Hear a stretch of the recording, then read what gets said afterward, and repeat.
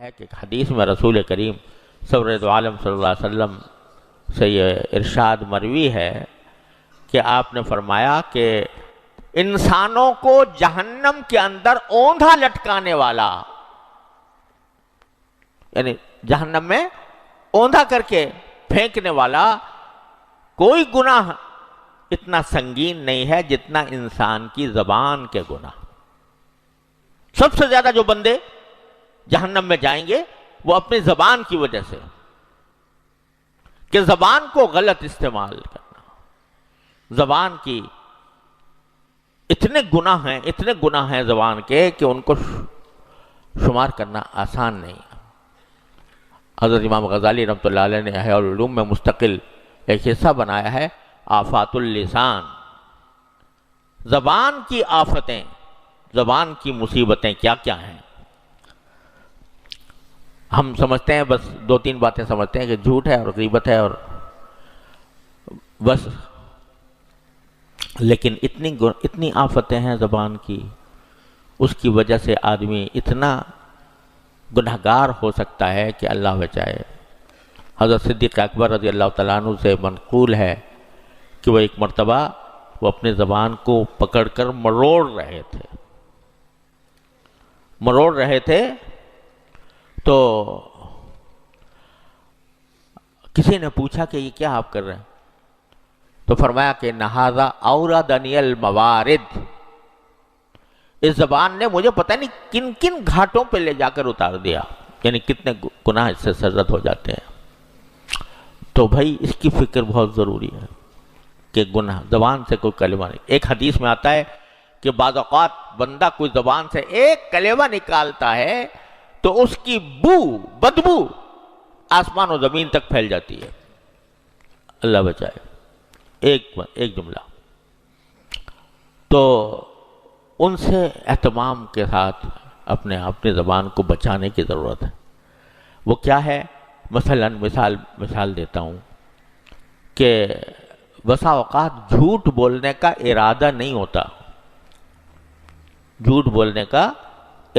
ہوتا، لیکن کوئی بات یا کوئی واقعہ اتنے مبالغے کے ساتھ کہہ دیا جاتا ہے کہ وہ جھوٹ بن جاتا ہے۔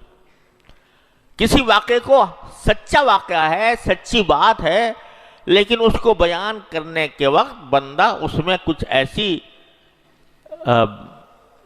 ایسا مرچ مسالہ لگا دیتا ہے کہ اس کے نتیجے میں وہ صحیح بات بھی جھوٹ کی طرف چلی جاتی۔ اب کوئی کہے جی میں تو جھوٹ تو نہیں بولا میں نے، لیکن آپ نے جس مبالغے کے ساتھ اور آپ نے وہ بات بیان کی اور اس کے اوپر جو آپ نے مرچ مسالہ لگایا وہ جھوٹ کے اندر داخل ہو گیا۔ اور آج کل تو دیکھو اس قدر زیادہ یہ معاملہ پھیل گیا ہے، کہیں شروع سے ایک چھوٹی سی بات چلی، دوسرے نے اس کے اوپر ایک شوشے کا اضافہ کر دیا، دوسرے نے ایک اور شوشہ لگا دیا، تیسرے نے اس کے اوپر اور لگا دیا، چوتھے نے اور لگا دیا، یہاں تک کہ وہ کچھ سے کچھ ہو گیا۔ ایک مرتبہ میں مثال دیتا ہوں، لوگ گناہ نہیں سمجھتے اس کو، مثال دیتا ہوں۔ ایک مرتبہ میں کچھ بیمار ہو گیا تھا، کوئی معمولی سی بیماری تھی، تو اللہ تعالیٰ جزائے خیر دے کسی بندے نے دوسرے سے کہہ دیا یا کہیں چھاپ دیا کہ بھئی وہ بیمار ہیں تو دعا کرو کہ اللہ تعالیٰ ان کو اچھا کر دے، ان کو صحت عطا فرما دے۔ اب دوسرے نے اس کو جب آگے چلایا تو کہا کہ بیمار ہیں، ہسپتال میں داخل ہیں، اس لیے دعا کرو۔ کچھ اور آگے بڑھا تو اس نے سوچا کہ جب ہسپتال میں داخل ہیں، لوگ دعائیں کر رہے ہیں تو کچھ آئی سی یو میں ہی ہوں گے، تو اس نے کہا جی آئی سی یو میں داخل ہے، حالت نازک ہے۔ تو اب لوگ جو ہیں بیچارے مختلف جگہوں پر پریشان ہو رہے ہیں، اس پیغام کو پھیلا رہے ہیں۔ تو جس بیچارے نے بات کہی تھی صرف ایک شوشہ بڑھا دیا اس میں صرف، تو وہ کہاں سے کہاں پہنچ گئی. تو لوگ سمجھتے ہیں اس میں جھوٹ کیا ہوا، بھئی بیمار تو ہیں تو، لیکن اپنی طرف سے جو شوشے بڑھائے گئے، جو مبالغہ کیا گیا، اس کے نتیجے میں جھوٹ، اور اس کی وجہ سے پتہ نہیں کیا کیا. ایک مرتبہ تو ایسا ہوا تھا کہ مجھے اس کی تفصیل یاد نہیں رہی، کہ اسی طرح کچھ بیماری تھی، کچھ تھی، تو اس کے بعد جو ہے وہ لوگوں نے جو ہے پیغام تعزیت بھیجنے شروع کر دیے. لوگوں نے کہا جی انتقال ہی ہو گیا، تو لوگوں نے تعزیت کے پیغام بھی بھیجنے شروع کر دیے. تو ذرا سی بات کو بتنگڑ بنا دینا، یہ کیوں ہے؟ اس لیے کہ زبان قابو میں نہیں ہے. زبان کے بارے میں جو بزرگوں نے فرمایا اور جو قرآن و حدیث کا سبق ہے کہ پہلے تولو پھر بولو، پہلے تولو پھر بولو، یعنی جو بات کہہ رہے ہو وہ کس درجے میں وہ درست ہے اور صحیح ہے. تو اس کو پہلے سوچ لو، سوچ کے بولا کرو. یہ بے سوچے بولنا اور بولتے رہنا، یہ ہے جو ساری بیماریوں کی جڑ ہے. زبان قابو میں نہیں ہے، قینچی کی طرح چل رہی ہے. وہ جو منہ میں آیا کہہ گئے، اور نہ اس کا خیال کہ یہ واقعے کے مطابق ہے یا نہیں ہے، یا اس کا کیا اثر ہوگا سننے والے پر، اس سے کیا فتنہ پیدا ہوگا، اس کی طرف کوئی دھیان ہی نہیں. اس کا نتیجہ یہ کہ نمازیں بھی ہو رہی ہیں، ذکر بھی ہے، تلاوت بھی ہے، تسبیح بھی ہے، لیکن زبان بھٹک رہی ہے مختلف وادیوں میں، گناہ کی وادیوں میں. تو بھائی پہلی بات یہ کہ آدمی کو سنبھل کر بولنا چاہیے، اور سنبھل کر بولے. میرے والد ماجد قدس اللہ تعالیٰ سرہ، اللہ تعالیٰ ان کے درجات بلند فرمائے، انہوں نے ایسی بات فرما دی تھی ایک مرتبہ مجھ سے.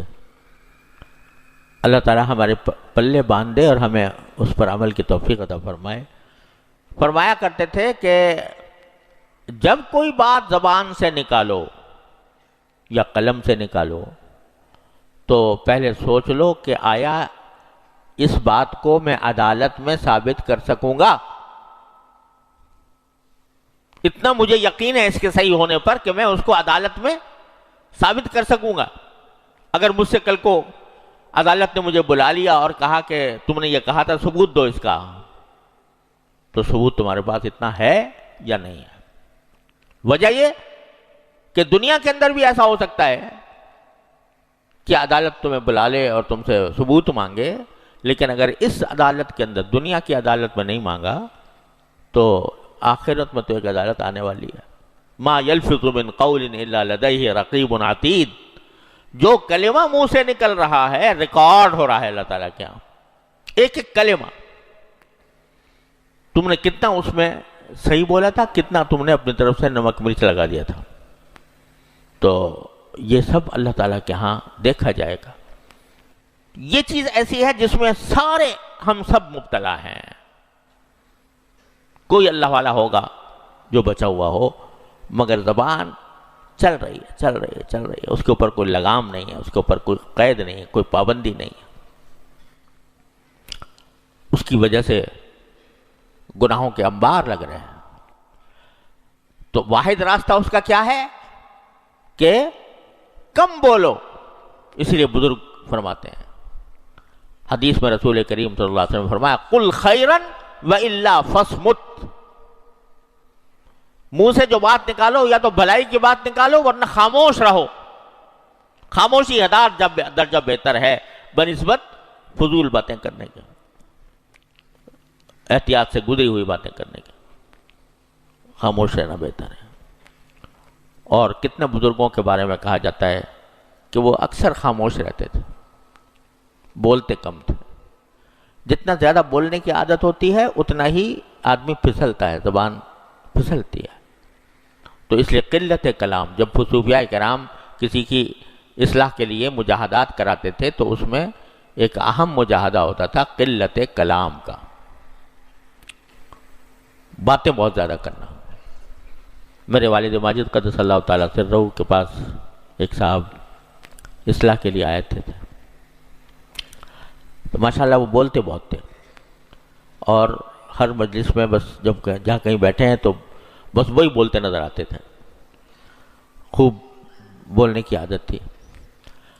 خیر وہ حضرت والد صاحب تعالیٰ کے پاس مرید ہونے کے لیے آئے اور کہا کہ حضرت میں اپنی اصلاح چاہتا ہوں، اصلاحی تعلق قائم کرنا چاہتا ہوں، مجھے کوئی سبق دے دیجیے، کوئی وظیفہ، کوئی ذکر۔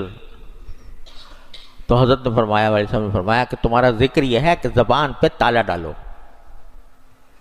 تمہارا ذکر یہ ہے زبان پر تالا ڈالو۔ کیا معنی؟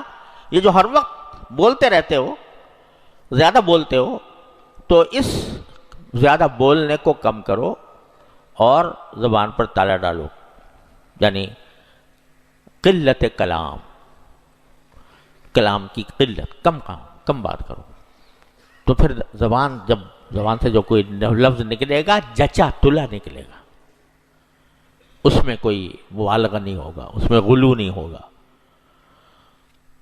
اس میں کوئی بات خلاف واقعہ نہیں ہوگا۔